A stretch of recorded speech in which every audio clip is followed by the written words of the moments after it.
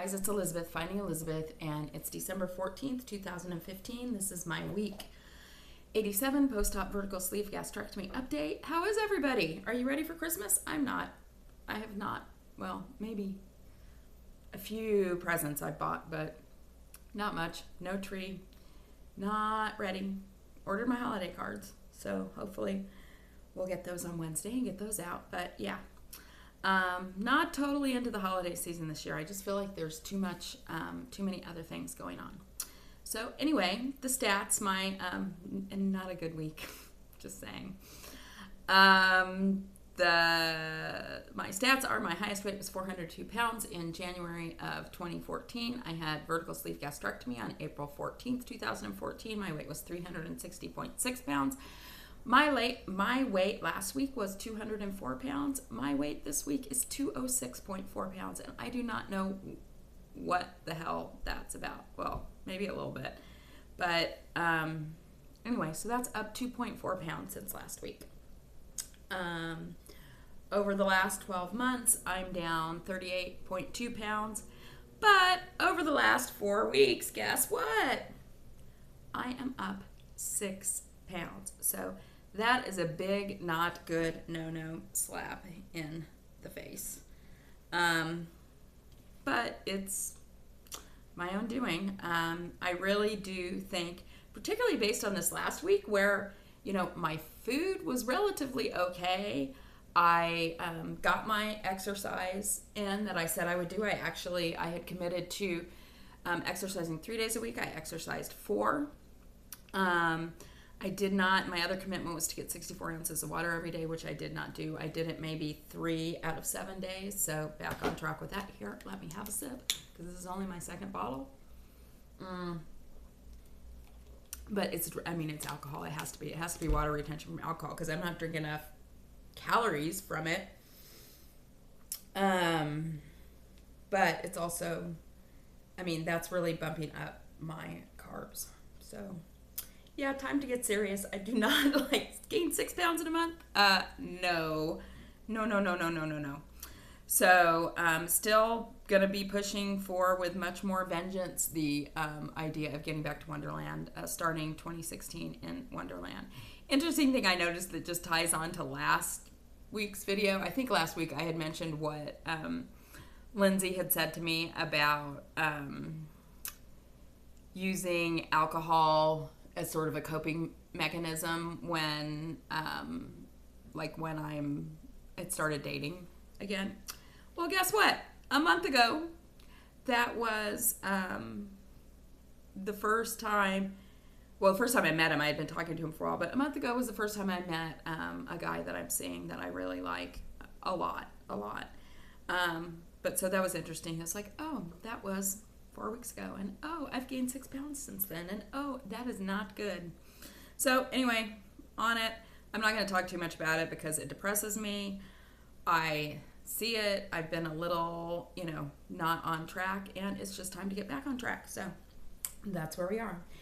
I'm very happy that I kept my promise to myself last week, at least one of them, which was to do exercise 3 times a week. I'm going to commit to that again today. I worked out today, and I might actually do C to 5K this afternoon. So that'd be 2 workouts in one day.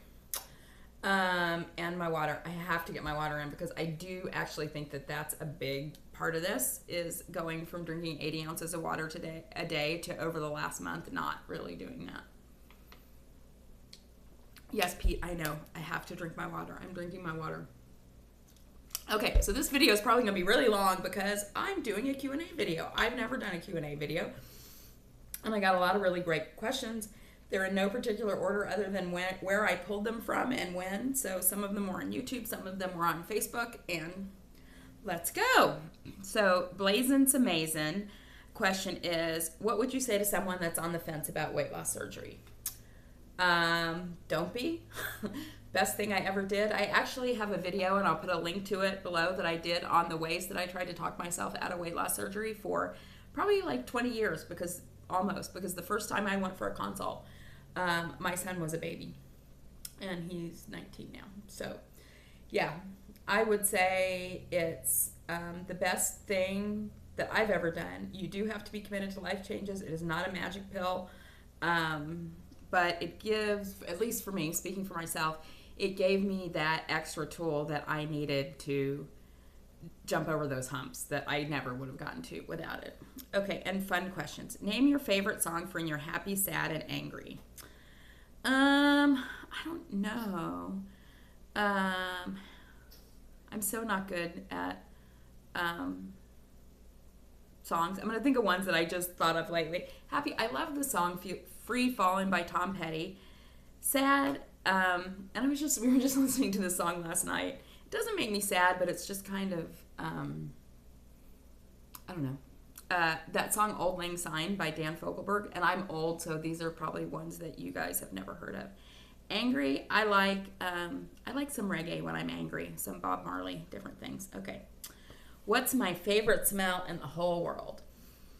Probably the smell of a new baby. New babies smell really good. Also chocolate chip cookies cooking in the oven.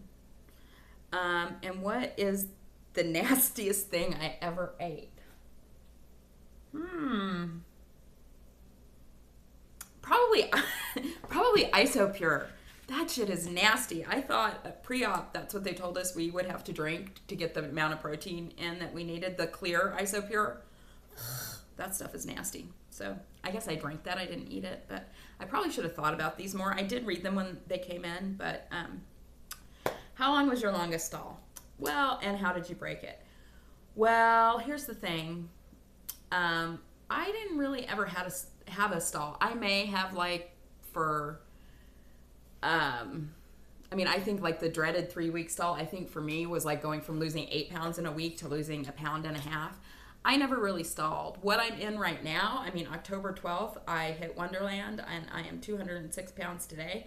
That's not a stall to me. That's my behavior is preventing me from losing weight. So the thing that I recommend to other people who are on stalls, and I think I did this a little early on because I had read about it and it might have been what prevented me from eating stalls. When you're very early out and you stall, you need to bump up your calories a little bit. I know some people disagree with that, but I've seen it time and time and time again, and everyone who's done it, if they were, beginning when you're first out, you're eating like 400 or 500 calories a day. If you can bump that up 100 or 200 calories, it's going to kickstart your weight loss, in my opinion, and what I've seen.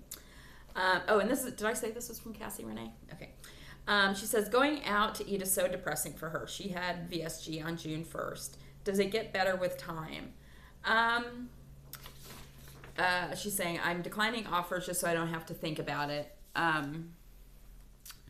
When life threw sucker punches, I had food to comfort the blows. Now I'm without my food armor. I'm looking for outlets other than the gym, but so far nothing soothes me like my long-lost best friend, food. Any suggestions on coping now that I can't eat like I used to? Well, so in terms of going out, I think it does get better because you just get more used to it. You're not going to be able to eat that much that you take things home. And my problem with going out to eat is sometimes I try to eat too much because it's way better than what I have at home. You know what? I think this is going to be a multi-part video. I can already tell. How many minutes are we into this? And I'm only on the second question. Yeah, I'd probably stop it at 15 minutes and make a part 2. So I do feel like it gets better. In the beginning, it just felt like really just a waste of money because I could eat like barely anything. But now I just take food home and I try to stop eating when I know it's time for me to stop eating. In terms of using other things than food to comfort the blows, I don't know. To me, it became so apparent because what you're like 6 months out. The further out you get, the more able you are to use food a little bit more, which I do not suggest, but it's also very obvious that that's what you're doing. When you're eating, a pretty consistent diet and all of a sudden you're looking for the, cookies that were here, when Aunt Greta came to visit, that's about dealing with emotionally. So awareness was one thing that was important for me. I tried OA for a little while. I probably should go back to that. I don't know. Talk to people. That's what I find myself doing more recently. I don't think I did it early out, but yeah, it's, I mean, and if you can, go to therapy or find a support group to work with, because this is breaking that connection. I remember the day before I had surgery, I was taking the day I had surgery, I was taking a shower and I was like, oh my God, I am never going to be able to eat my favorite foods again, ever. What am I going to do? Well, of course I could eat my favorite foods, just not as much of them. And some of them I don't even like crave anymore. But it's scary when you've depended on that for your whole life to have it go away. And so I don't know that I have good advice on that other than maybe therapy, journaling, talking to people. I don't, the gym doesn't comfort the blow. I go to the gym, but the gym does not comfort the blows of not being able to eat a whole cake. But anyway, I wish you the best with that. Okay. Sleeve Reprieve's question is, I'd love to hear about the biggest struggle you've gone through in this process and how did you overcome it? Well, really, honestly, the biggest struggle I've had in this process is right now. It's been pretty smooth sailing for me. This last, a lot of months, 18, 19, 20, I don't know. And it's been pretty easy. And it's just really been over the past couple of months that I've been struggling. I talked a little bit about that in my video yesterday. I think part of it is coming to terms. I'm just now realizing how everything in my world has changed. I'm just now realizing when I look in the mirror, I look at pictures like, who the hell is that?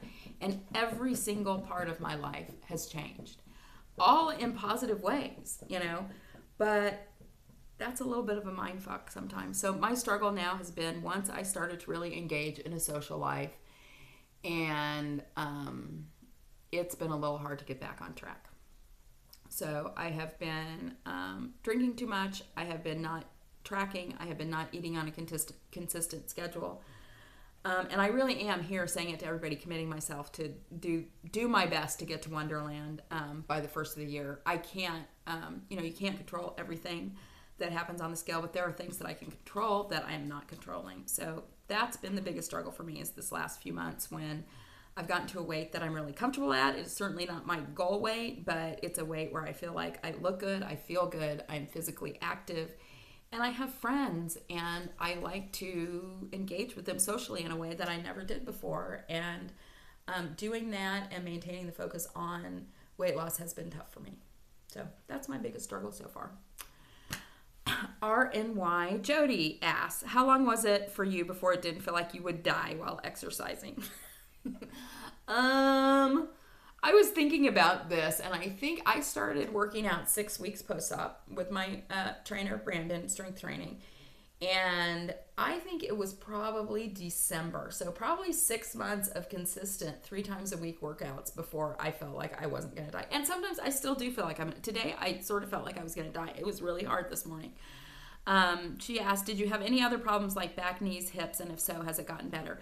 I had occasional back problems, and I very rarely do. And they were usually just like, it could be just turning in, one direction. I mean, I had back problems of when I was 400 pounds. If I even tried to stand at the sink and do dishes, my back would be killing me by the time I was done. And of course, that's better because I'm not carrying around that much weight. But it was so funny. I tweaked my back the other morning, I think last Wednesday, before I went to work out sometime, like getting up in the middle of the night to go to bed. It was hurting when I went in there. And I was like, I don't know, you need to be careful because my back's hurting, yada, yada, yada. And, I took it a little easy, but moving my body, by the time I left, my back was fine. And before, I would have not moved and sat, and it would have hurt for a week. My knees, I think because I was so sedentary, I don't have the knee problems that some people do, but it used to be, super difficult and painful to walk up and down stairs. Not only could I not breathe, but my knees hurt, but now I run up and down the stairs whenever I see them. What's your go-to meal now? The one that makes you feel satisfied and full, but happy to be eating it because it's still healthy. That's probably tri-tip. I get tri-tip, which is a little fatty and has a bit of, it has some calories, more so than like if I were eating turkey or chicken, but it is so good and it is such a treat. I get it at a butcher. It comes already seasoned. I grill it on a grill pan, and I will get one and I will eat that with a vegetable, either like green beans or broccoli or zucchini for the whole week. I made one the other night. My son was home. And this is like a maybe 2.5 pound tri-tip. My son is like skinny. He ate the whole thing. He must have needed some protein. And afterwards, he's like, Mom, I'm really sorry that I ate all your tri-tip. I know you like to keep it for the whole week. I'm like, it's fine. You obviously needed some food. You know what? I'm going to stop it's 15 minutes. I'm going to stop in the middle of this, of RNY Jody's questions because she has more. And then I will make a part 2. All right. Bye.